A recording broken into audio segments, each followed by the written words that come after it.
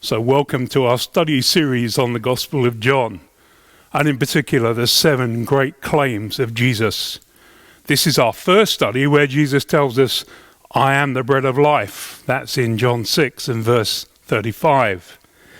Bread, you know, is the stuff of life, one of the most basic staple foods known to man.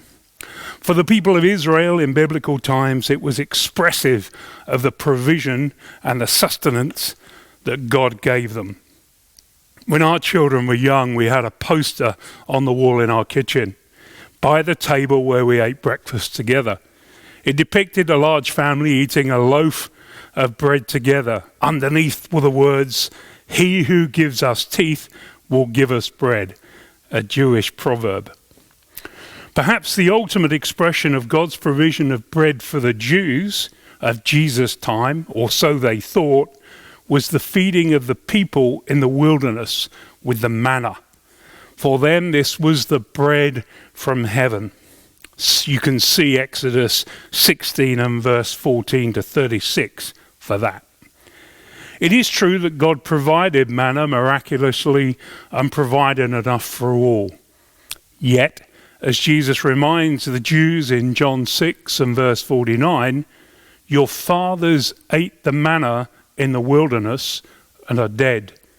In other words, the manna provided temporary bodily sustenance and life.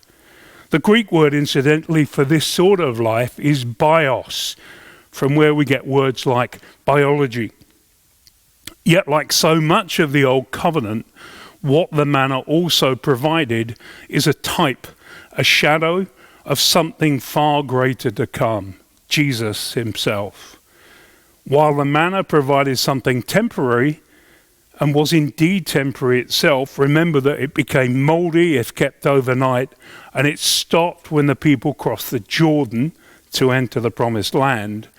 The true bread from heaven, Jesus Christ, provides something eternal, everlasting life.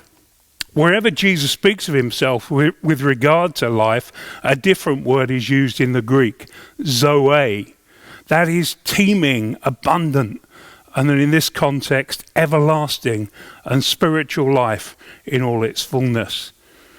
You see, this is why he can say, I am the living, that word comes from zoe, bread, which came down from heaven. If anyone eats of this bread, he will live, again, zoe, forever. That's in John 6 and verse 51. Further down in verse 57, he who feeds on me will live because of me. This is the bread which came down from heaven.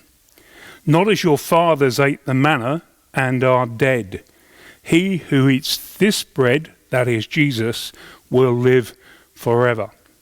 So, I have a few points for application that I'd like you to look at. Please take some time to study and think over the scriptures I have listed, and then have a look at the following questions. Number 1, how is manna a type and shadow of Jesus Christ? Number 2, how is Jesus the true bread which comes down from heaven? Number 3, where else does Jesus make the analogy of bread and his body? What is the significance of that? Number 4, if you are a Christian, what does it mean to you now that Jesus is the bread of life? And finally, question number 5, if you're not yet a Christian, can I challenge you? As we study these great claims of Jesus, including this one, would you ask yourself a question? Do you believe that what Jesus says of himself here in John is true? If so, what will you do as a result of that conclusion? You see, if Jesus truly is the bread of everlasting life, then the fact of that requires a response. He is there much more than a good man or even a prophet. Indeed, these great claims of Jesus point us toward the fact that Jesus is the Christ, the Son of God, as John says in chapter 20. And if that is so, then more than mental assent of the fact is required. Rather, belief in him. It is my prayer that through this series of studies, you would come to believe in Jesus Christ as your personal Lord and Saviour, that you may have life, Zoe, in his name.